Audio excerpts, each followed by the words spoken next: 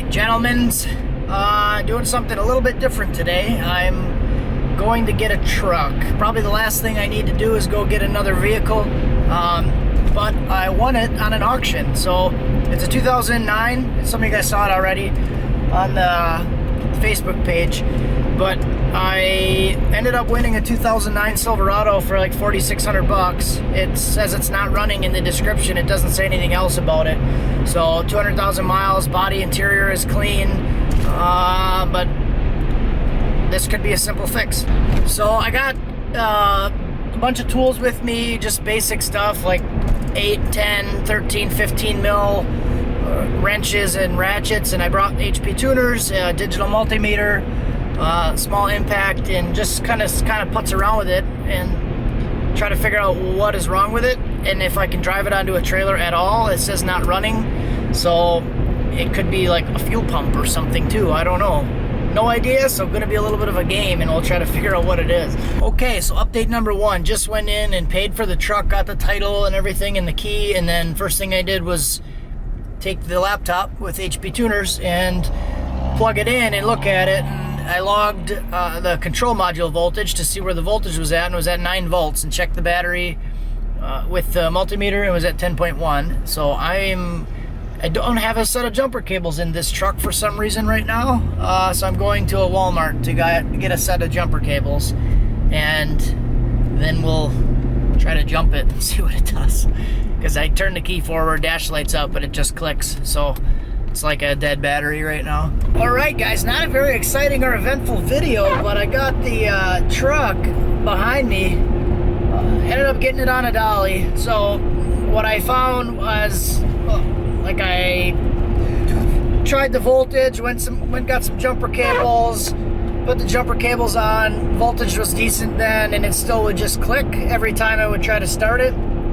And then I decided I was going to, like, after a while I should eventually try to turn it over a little bit, and then I tried to turn the crank by hand, it wouldn't turn, and then I took the belt off and actually got a wrench. I ran to AutoZone and grabbed a 24mm socket and put it on the crank, and the crank will not spin at all. So I even stood on the wrench in the engine bay to see if I could get it to budge at all in any direction, and no dice. So instead of wasting time trying to mess with it more, it's nothing I'm gonna do in a parking lot. So just ran and grabbed a tow dolly, and then Hunter and Christian from Hunter Tuned YouTube channel, they came and helped me push it on. We found a little hill down a driveway, and took a couple attempts, but we got it on, and I'm about 7 miles from my house right now, so then we'll unload it.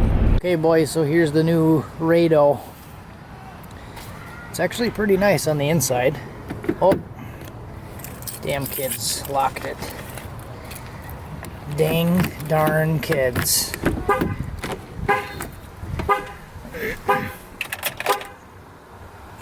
Okay, so yeah, everything works. This is what happens when I try to start it. Engine is just completely locked up.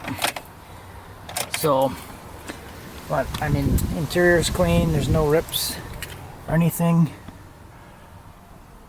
All of it is looking pretty good. Pretty nice and shiny. A couple little rust spots, I mean, in the doors and stuff. 10 years old Wisconsin truck, what can you expect? So that's that. I can go around to the engine.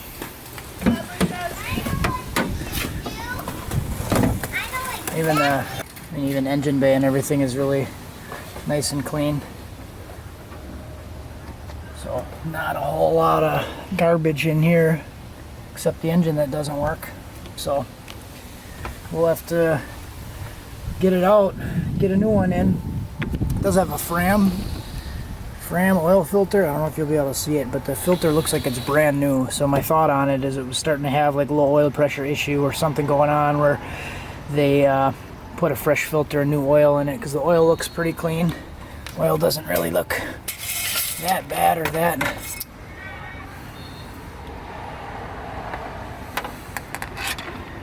Yeah, so that's the oil.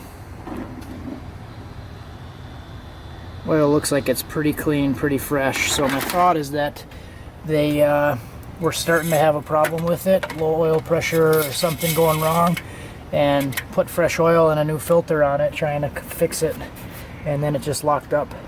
So that's where we're at. Next I'm gonna finish the backup. It's all painted, paint is dry. I'm gonna start putting everything back in. I got the transcooler down there, tabs are all welded. The tabs are welded in to mount the cell, so I'm gonna bolt that all in, and then we'll work on finishing up the lines. But I'll come back in the next video. I'll edit this one quick and get it up. Okay guys, so I did a little bit more.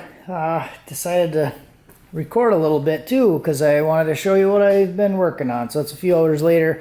I did open up all of the stuff that I had sitting in the pile of parts. So just kind of started to lay everything out where it needs to go, and I have this little T fitting deal. So it's a M16 1.5 to a 4AN and then to a T, and then I have the feed lines there. I did get the fuel rails out. So unfortunately, this rail setup doesn't have the 8AN fittings on it. It's an 8 orb to a -6. So I have to get different fittings for that. So that kind of sucks. And then there's a couple other things I'm finding as I'm starting to go through this that I either messed up ordering or I didn't order enough of. Some of it is the AN line. So I started to do the transmission cooler lines, and I finished up this is like the vent tube. I'm gonna make this loop a little bit smaller and then zip tie it, but finished up the vent tube, and then I just use a bulkhead fitting on the bottom side there, going through the bottom. And I still have to finish the return line, but I'm gonna do like a -10 to -6. I'm waiting on that fitting to come in, then I'll be able to put the return line fitting on. So other than that, everything is pretty much done on the top. I'm gonna do the battery mount when I do the electrical stuff. Pretty much got everything buttoned up down here except for one of the transmission cooler lines. So here's all the setup looks. So I have right now I'm just gonna do a -8 going forward. So I have a -10 coming out to the pump, and then an 8 going forward, and then this is one of the cooler lines, and then I'm just gonna run the cooler line with the fuel line. And some of you guys are asking like why I pointed the cooler fittings backwards, just because I want all the lines are going to come together and then go forward. So I did finish one of the cooler lines. One of the other ones I'm still waiting on, because that was what I misjudged when I was ordering. So I ended up only having about 4 feet left, and that's not going to be enough to finish that run. So I'll have to order another run of the -6 for the cooler line. But other than that, I mean, it's kind of coming together. That should be pretty quick to do that one cooler line fitting. Yeah, that's that. But it is all AN, so I did get the little AN fittings to come out for the cooler lines, and then I'm doing the -6 all the way back. So DIY Garage TX is going to be real proud of me, because I'm actually doing real braided AN cooler lines. He's been bugging me for a while about doing that, because I was just using barb and hose clamps before. So, and he was worried about me. So doing that, and then just I'm gonna have to get some little ties and finish all that stuff. That's not a big deal. So yeah, it's coming together. I got about another week, 8 days till the track day. So I think what I might try to do is just not really make it street worthy, just put it on a trailer, bring it to the track, and then maybe just wire up like a toggle switch for heads and tail lights, just on and off, just to run like at the track when it gets dark, and not worry really about street driving. Just try to actually get it out and do all the tuning at the track. So if I can even get it done. So I'm gonna be rushing, trying to trying to get it there, make sure everything is right. I want to make sure it's safe and go through all the bolts and make sure everything is tight. And you know, I'd like to drive it 40 before I drive it 140, you know. I did get my, I opened up the TCI shifter today, and unfortunately I wanted to order the one with the 2 buttons on it, and the other one came that didn't have the buttons on it, and then I went back and I reread the eBay listing that I bought, and they use, like, Summit Racing uses the stock TCI photo, and they use the same photo for every listing when there's like 7 different kinds of shifters, and I misread the ad. I didn't get the one with the button, but then I was like pissed off at first, and then I was thinking about it, like maybe that's not really that big of a deal, because I was thinking about like squeezing this, because you gotta like squeeze this to shift the gears and stuff. The way I had it set up, it would go like 1, 2, and then you'd have to squeeze it to go into 3. Like if you accidentally slipped and hit that and activated the trans brake or something. I don't know. So I talked myself out of wanting the button one and having to send the thing back. So that'll be able to go in. I do have this box from BP Automotive. Waiting to open that thing up. That's going to be for the wiring harness. It's not a complete harness. Some of you guys are asking about that. I do have the harness, but it's going to be an add-on for the harness that's going to be kind of nice for the car that we can test out. So waiting to open that thing up and do a full video on that. I do have wideband. This is a bump steer kit, and oh, I'm starting to get drive shaft parts.